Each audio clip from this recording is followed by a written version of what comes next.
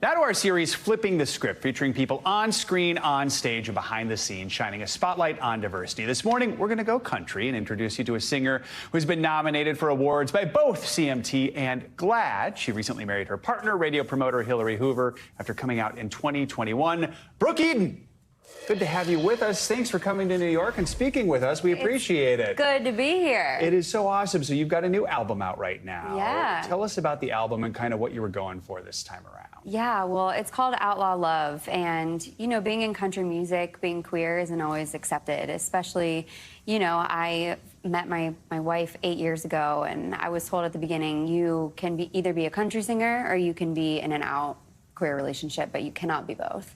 And so I struggled with that for some time, and during the pandemic I really learned, you know, if I'm gonna be who I am, I can't be quiet anymore. I need to stand up for myself and for my community. And so this was kind of my out loud outlaw song, my EP that says, you know, I'm standing up for who I am and for what I believe in, and it's okay to be exactly who you are. What's the response you're getting from the song? Oh my God, it's just been amazing to have, you know, so many people in the queer community grew up in Southern spaces, and they didn't feel like there were people speaking to them on country radio and, you know, in country music. And so to be a part of that representation for people, to be able to see themselves in country music again, it's just been so cool. And all the messages and people using these songs for their first dances. And I mean, to be a part of someone's wedding, that's just such an honor.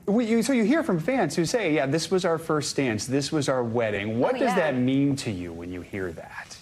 I mean, I think that for me, especially growing up, like what that would have changed for me to have that kind of representation in country music, to say like, it's okay to be exactly who you are, whatever that may be. It would have changed so many things for me. It would have allowed me to accept myself so much sooner. And so to see other people getting to have that feeling and getting to, you know, have a country song played at their wedding that resembles their life and speaks to them, it's incredible. It's such an honor, and it's a beautiful thing. We've always said, if you just have one supportive person in your life and you're not a young LGBTQ person, the difference it makes in your mental health is absolutely extraordinary. I want to go back to that decision you were essentially forced to make. You can either be out or you can be a country star. What was the impact that had on you, having to say, all right, and tell your now wife, essentially, you're going to have to go back in the closet. Yeah. We're going to have this relationship, but we can't tell anyone about it. What was that like for you?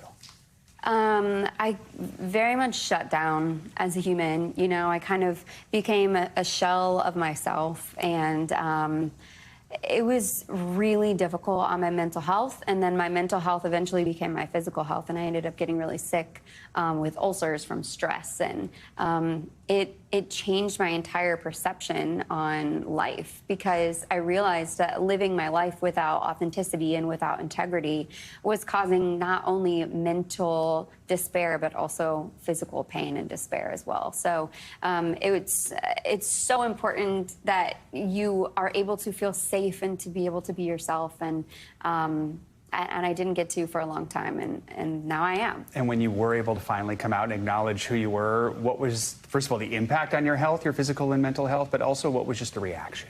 Well, I'm healthier than ever, so that's great. And then, you know, just like, I think that when you are yourself, you give an invitation to other people to be themselves, whoever that may be. And it was, you know, I was told all these horror stories. If you come out in country music, you're going to get excommunicated from the country music family and all these things. Which happened to some artists, to be fair, in some ways. It did, Billy Right. Yeah. And that's just not the case anymore. You know, I have felt embraced and loved, and mostly I feel like it's just been the biggest gift to be able to be a voice for so many people who love country music and are queer.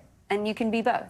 Which is so great to hear. We got about 30 seconds left here, but what is your advice to young artists, especially maybe young queer artists who say, I want to do country, but I'm a little worried about this? What would you tell them?